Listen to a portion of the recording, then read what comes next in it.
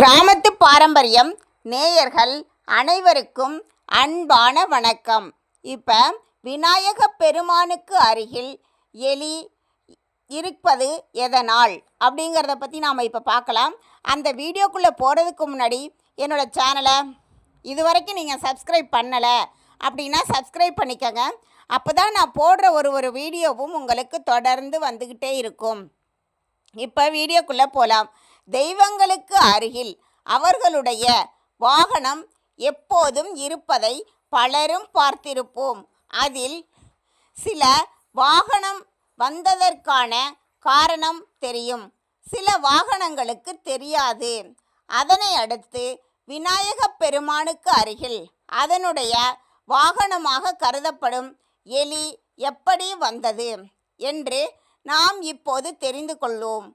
கஜமுகாசுரன் என்னும் அசுரனின் கொடுமைகளை பற்றி தேவர்கள் அனைவரும் சிவபெருமானிடம் வந்து கூறினார். அவர்களின் கஷ்டத்தை தீர்க்கும் பொருட்டு சிவபெருமான் அந்த அசுரனை அழிப்பதற்காக விநாயக பெருமானை செல்லுமாறு உத்தரவிட்டார். அப்போது கஜமுகாசுரனை எந்த ஆயுதத்தாலும் அழிக்க முடியாது என்ற விஷயத்தையும் விநாயக பெருமானிடம் கூறி அனுப்பி வைத்தார். விநாயகரும் அசுரனை சம்ஹாரம் செய்ய புறப்பட்டார். இருவருக்கும் இடையே கடுமையாக நடந்த யுத்தத்தில் கஜமுகாசுரனின் படைகள் அனைத்தும் அழிந்தது. ஆனால் கஜமுகாசுரனை அழிக்க முடியவில்லை. அப்போதுதான் கஜமுகாசுரனை எந்த ஆயுதங்களாலும் வதம் செய்ய முடியாது என்று சிவபெருமான் கூறியதை நினைவிற்கொண்ட விநாயக பெருமான் தனது வலது தந்தத்தை ஒடித்து அவன் மீது வீசினார். பல்லாயிரக்கணக்கான யாளைகளின் பலத்துடன் அந்த தந்தம் கஜமுகனை தாக்கியதால் அவன் நிலை குலைந்து கீழே விழுந்தான். கீழே விழுந்த அவன் ஒரு எலி உருவத்திற்கு மாறி விநாயக பெருமானை தாக்குவதற்காக மீண்டும் ஓடி வந்தான்.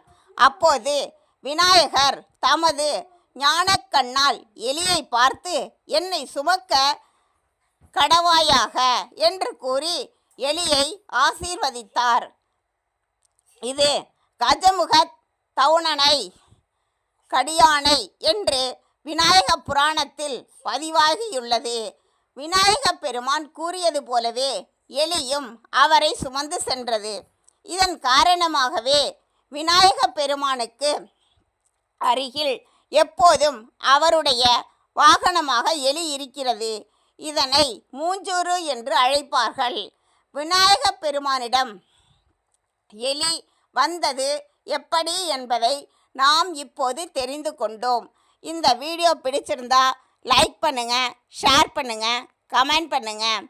நன்றி, வணக்கம்.